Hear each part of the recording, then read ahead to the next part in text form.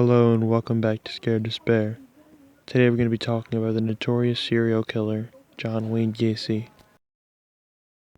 John Wayne Gacy, or as other people know him as Pogo the Clown, was a murderer who took his first life in 1972. Now everyone that's heard his name knows that John Wayne Gacy was a serial killer, but a lot of people don't know that he had a criteria. John Wayne Gacy's victims were exclusively young teenage males. The amount of victims found from John Wayne Gacy was 33, but that number is likely higher.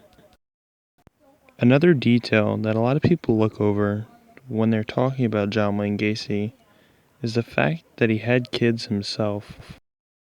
His two children were Michael Gacy and Christine Gacy. To understand why it's truly disturbing why a man like this could have children, you'd have to understand what happened to him.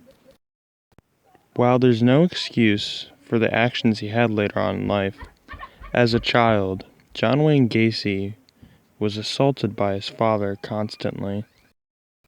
His father would even assault him under the kitchen table while his family was having dinner. As far as my research, I haven't found any record of John Wayne Gacy assaulting his own son, but it is completely possible. People who have researched John Wayne Gacy would know that he stored his victims' bodies in a crawlspace under his own house.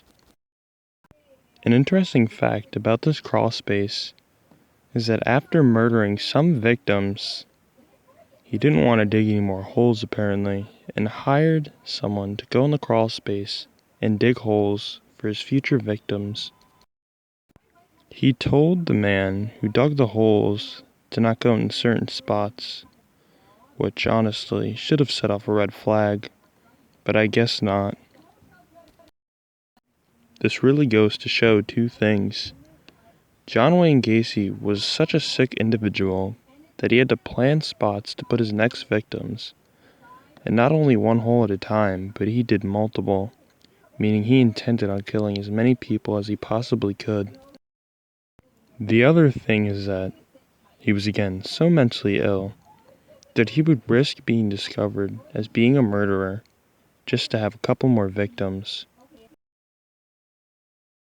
The picture on screen right now, by the way, sorry for the low quality, is a picture of the floor lifted, exposing the very crawl space he stored his victims. Now I will warn you, if you go looking for this image, it is mixed in with a group of images that were taken, likely on the same day, and some of those can get pretty graphic. This was the least graphic photo I could find of his crawl space to give you perspective. So, you're probably wondering, what were the outcomes of all this crime after the cops figured it out? Well, for one, John Wayne Gacy was arrested and was set up for execution. He got his lethal ejection, and his last words were, and I quote, "Kiss my ass." As for his house, it was completely demolished. They took up the floors to access the victims so they can give them their final resting place, and at that point, there was so much gone, it wasn't worth saving. Not to mention all the horrible stuff that happened in that house. I doubt anyone would want to live in it. Now, I can't talk about John Wayne Gacy without talking about Pogo the Clown. To clarify, Pogo the Clown is indeed John Wayne Gacy.